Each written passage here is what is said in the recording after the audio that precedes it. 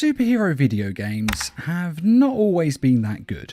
Some developers have had good intentions over the years, but the games that they created were generic and basically nothing special and not that much fun to play.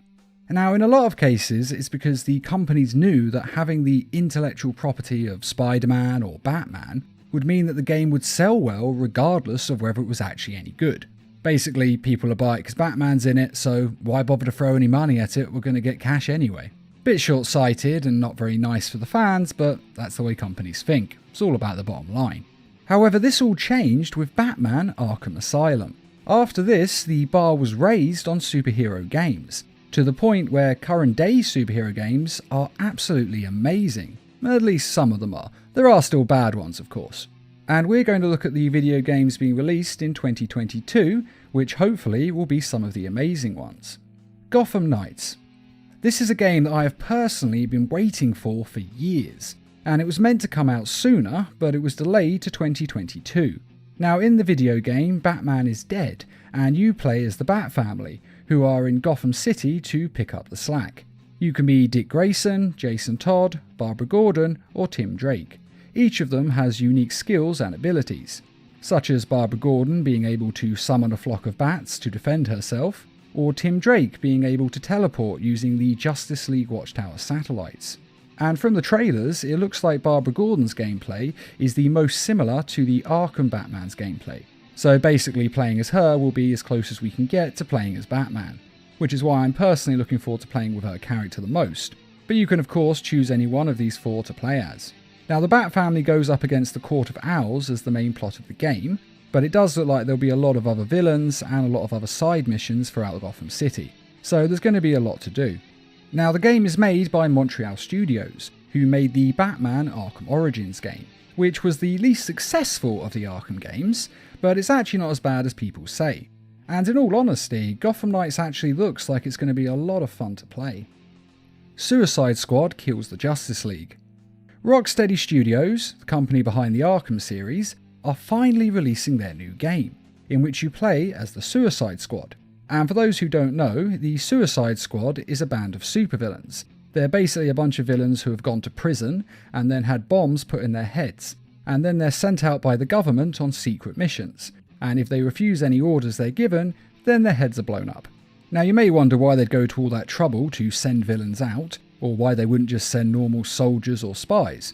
And the reason is because these missions are just so risky that barely anyone survives. Hence the name Suicide Squad.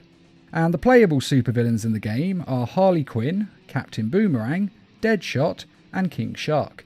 And each character has unique abilities and skills, such as King Shark's extreme strength, Deadshot's guns, and Captain Boomerang's teleporting.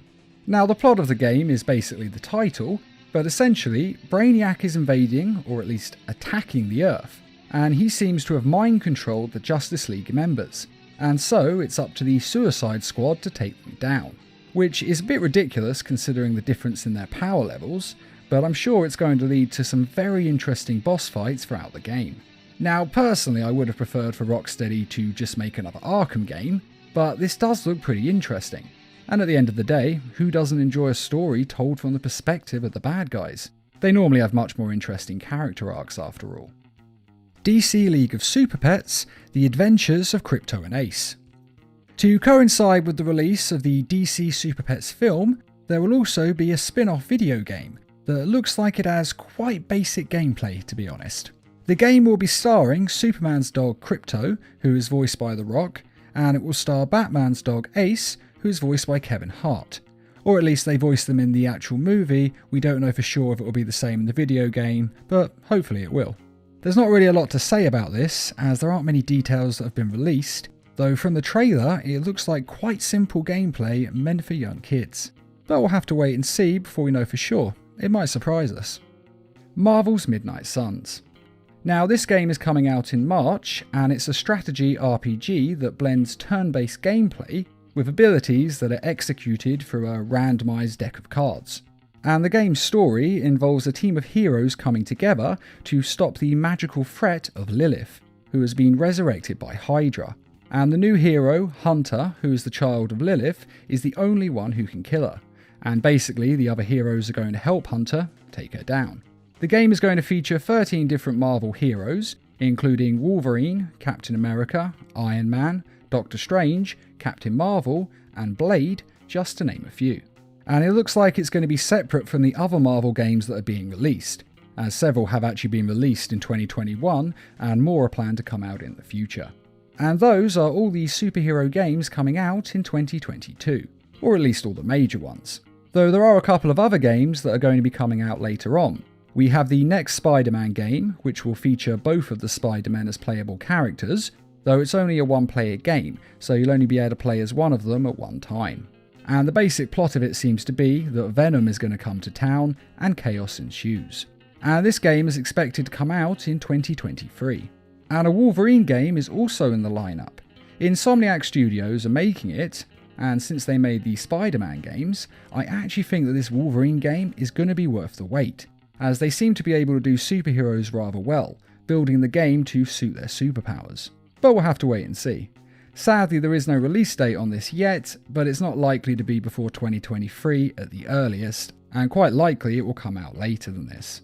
And personally, out of all the games coming out in 2022, I'm actually most looking forward to playing Gotham Knights, because hopefully it will be a lot like the Arkham games, which I love, but it also looks like it could be a lot of fun.